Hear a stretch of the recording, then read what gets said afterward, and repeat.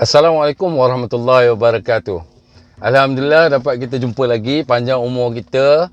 Mudah-mudahan Allah beri kesihatan yang baik kepada semua sahabat yang menonton pada hari ini.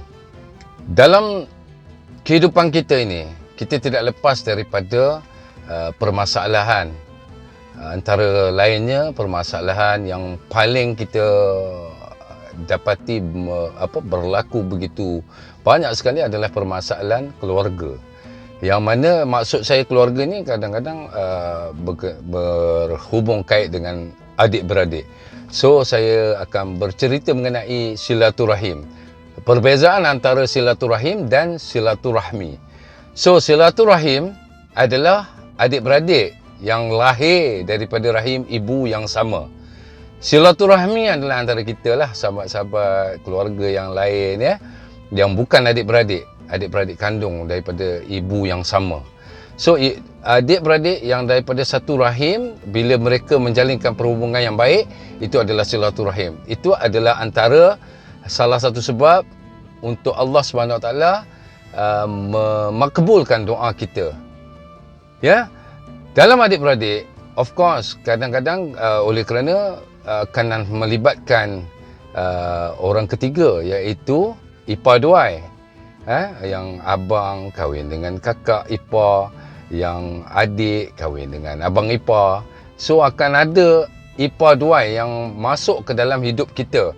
Jadi untuk menjaga silaturahim antara kita, kita kena belajar agama kerana ada hukum-hukum tertentu yang kita kena patuh supaya kita tidak bercakaran antara adik-beradik yang lahir daripada satu rahim ibu.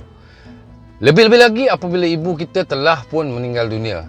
Sebab itu, walaupun kita cuba menyembunyikan sesuatu, kita menyembunyikan perkara-perkara dalam hati kita, mulut kita kata lain, hati kita lain, tetapi Allah SWT tahu. Sebab itu Allah berfirman dalam surah Yasin, hazihi jahannamul lati kuntum tu'adun. Apabila Allah SWT, hazihi jahannam. Jahannam tu adalah neraka jahannam. Inilah neraka jahannam, kata Allah, yang aku telah kabarkan kepada anda. Kemudian Allah SWT tambung kepada dengan ayat, iaitu islau hal yauma bima kuntum takfurun. Masuklah kamu ke dalam neraka ini yang kamu dustakan sebelum ini, yang kamu engkari, kamu tak percaya sebelum ni. Kenapa kamu tak percaya? Because dalam kehidupan kita, kita ingat apabila kita berkata sesuatu di mulut dan kita menyembunyikan sesuatu perkara yang sebenarnya, kita fikir, tak apa, antara adik-beradik aku ni tak tahu apa yang berlaku sebenarnya. Tetapi Allah SWT tahu. Sebab itu dalam hati kita, baik apa saja yang kita fikirkan yang tidak baik, kita kena ingat bahawa Allah SWT tahu. Sebab itu dalam firman yang sama, Allah SWT berfirman, sambungan kepada ayat tadi, al-yawma nahtimu ala afwahihim wa tukallimuna aydihim wa tashhadu arjuluhum bima kanu yaksibun. Sadaqallahul azim. So Allah berfirman dalam surah Yasin tadi, surah Yasin ayat ke-65 tadi, bahawa apabila tiba di padang mahsyar nanti, maka mulut kamu tak boleh berkata lagi, maka berkatalah tangan-tangan kamu dan kaki-kaki kamu memberi kesaksian kepada apa yang kamu telah lakukan ataupun telah kamu kerjakan di dunia dulu. So ingat ya sahabat, walau apa pun dalam hati kita, Allah SWT tahu, dan dia akan menyuruh kita untuk dipertanggungjawabkan dengan apa yang kita lakukan. So jangan kita mulut manis, macam lagu Zainal, manis mulut di bibir sangatlah berbahaya. Dia mulut manis, dia depan kita, wah bukan main lagi. So di belakang dia rupanya dia ada puak-puak adik-beradik ni. Dia katalah adik-beradik ada 6 orang. Ni ada grup 3 orang, ni ada grup lagi 3 orang. Dia kata mengata, rupanya yang 3 orang ni tak suka yang 3 orang ni, yang ni tak suka ni. Selalunya permasalahan adik-beradik satu rahim ni ialah ipar duai. So itu sebab saya nasihatkan sahabat semua, termasuk diri saya, kita jangan campur urusan yang melibatkan keluarga, katalah isteri saya ada adik-beradik. Jadi adik-beradik dia ada permasalahan. Kecuali mereka tanya pendapat kita. Selagi mereka tak tanya pendapat kita, kita diam. Okey?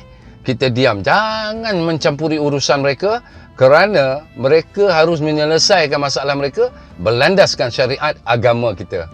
So, dalam hal ini, suka juga saya ingatkan bahawa semua manusia, termasuk kita sendiri, ipar duai, adik-beradik, isteri kita, dia kena faham ada 5 orang ibu.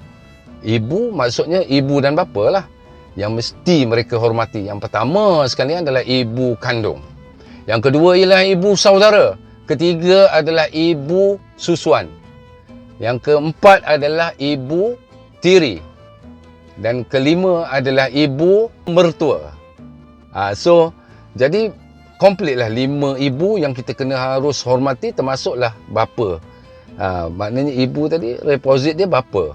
So, ini adalah perkara-perkara yang kita kena tahu hukum-hukum hakamnya supaya kita dapat membetulkan keadaan, dapat mengeratkan kembali silaturahim. Kalau kita bergaduh sesama adik-beradik, selepas selesai perkara yang kita bangkitkan, kita pertikaikan itu, maka kita cuba kembali berbaik-baik. Sama ada kita organize cuti bersama ke atau apa ke kan, supaya kita dapat menjalin hubungan silaturahim tu kembali, supaya semua yang terputus tu bertaut.